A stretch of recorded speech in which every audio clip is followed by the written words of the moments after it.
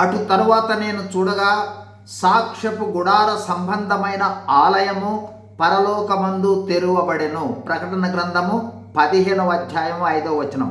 యేసు ప్రభు వారి రహస్య రాకడ తరువాత అంత్యక్రీస్తు 7 ఏండ్ల పాలనలో మొదటి 3.5 సంవత్సరాలలో వచ్చు ముద్రల బూరల తీర్పులను చూచాం. తరువాత 3.5 సంవత్సరాలలో రాబోవు 7 తెగుళ్ల దర్శనము యోహాను భక్తుడు ప్రకటన గ్రంథము 15వ అధ్యాయంలో చూస్తూ ఉన్నాడు. ఈ అధ్యాయంలో మొదట పరలోకములో 7 తెగుళ్ళు చేత పట్టుకుని ఉన్న దూతలను చూచాడు. తరువాత అంత్యక్రీస్తు పాలనలో జయించిన వారు దేవుని వీణెలు గలవారై మోషే కీర్తన, గొర్రెపిల్ల కీర్తన పాడుచు దేవుణ్ణి ఆరాధించుట చూచాడు. తరువాత పరలోకంలో తెరవబడిన సాక్ష్యపు గుడార సంబంధమైన ఆలయాన్ని చూస్తూ ఉన్నాడు. భూలోకములో ఉన్న సాక్ష్యపు గుడారము పరలోకములో ఉండుట ఏమి అని మనకు సందేహం రావచ్చు.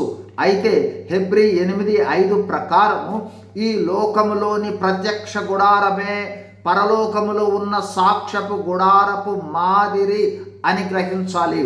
క్లుప్తంగా సాక్ష్యపు గుడారము 1 నిర్గమాకాండములో ఇశ్రాయేలీయులలో దేవుడు నివసించున్నట్లుగా ఏర్పాటు చేయమని మోషేతో చెప్పి ఏర్పాటు చేయబడిన దేవుని నివాస స్థలము ఈ సాక్ష్యపు గుడారము. తరువాత సొలొమోను ఆలయముగా మార్చబడి భర్తీ చేయబడింది. 2 ఈ గుడారము ప్రయాణించేటప్పుడు విడదీసి రవాణా చేయటానికి అనుకూలంగా ఉన్నది.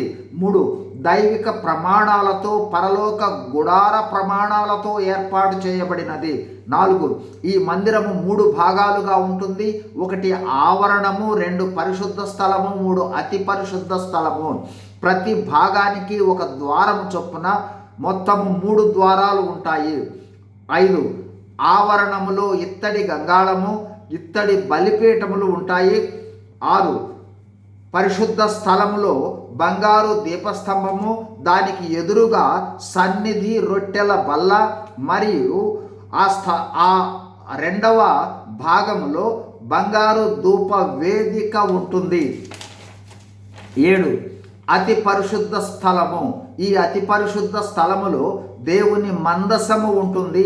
మందసములో 10 ఆజ్ఞల పలకలు, బంగారు గిన్నెలో మన్నా, చిగిర్చిన అహరోను బాదము కర్రలు ఉంటాయి. ఈ సాక్ష్యపు గుడారమునందు ఉన్న ప్రతి వస్తువు యేసు ప్రభువునే సూచిస్తుంది అని గుర్తించాలి. God bless you. Thank you.